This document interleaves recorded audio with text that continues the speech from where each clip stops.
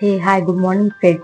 तर आज मी स्वतःच्या रुटीनमध्ये स्वतःसाठी काय छोटासा बदल केलेला आहे ते बघण्यासाठी माझा व्हिडिओ शेवटपर्यंत नक्की बघा. तर इकडे माझी स्वतःची सकाळची कामे जे आहे ते करायला सुरुवात केलेली होती.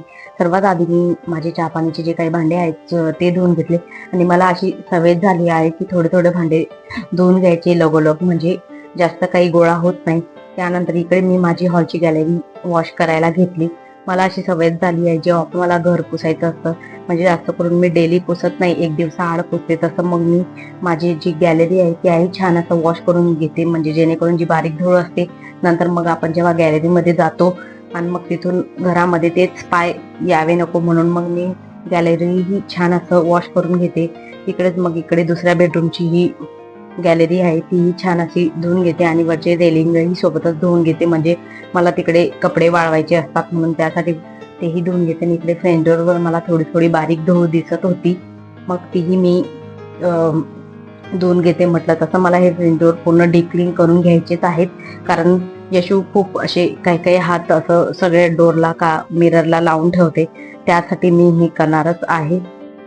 आपण आपल्या राहत्या घराला जितकं छान असं वॉश करून, जितकं आपण स्वतःला वरून आतून स्वच्छ ठेवतो, तसंच आपण आपल्या वास्तूलाही छान असं नीटनेटके आणि स्वच्छ ठेवल्याने आपल्याला तेवढीच पॉझिटिव्ह वाईब्स येतात घरामध्ये आणि हॅपी वातावरण राहतं. म्हणून मी हे छोटे छोटे काम असतात जे मला करून घ्यायचे असतात वेळोवेळी, आणि असं स्वच्छता केल्याने खरंच घरात खूप छान वाटतं. त्यानंतर इकडे मी माझे शेवटचं आणि लास्ट काम घर पुसायला घेतले.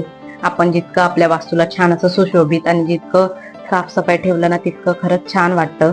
म्हणून माझी जी काही कामं आहेत ती मी सकाळी आधीच आंघोळीच्या आधी करून घेते. त्यानंतर हा आहे माझा रुटीन मधला छोटासा बदल.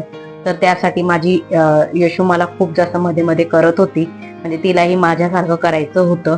इथून पुढे माझे जे काही एक्स्ट्राचे वेट वाढलेले आहे ते तरी कमी होईल, म्हणून मी हा बदल स्वतःमध्ये घडून आणण्याचा प्रयत्न सुरू केला आहे.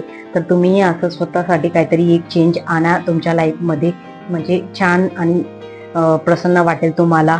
इकडे मी पुढे कुठे जात आहे ते तुम्हाला माझ्या लॉंग व्हिडिओमध्ये बघायला मिळेल. तोपर्यंत स्वतःची काळजी घ्या friends. Take care and bye.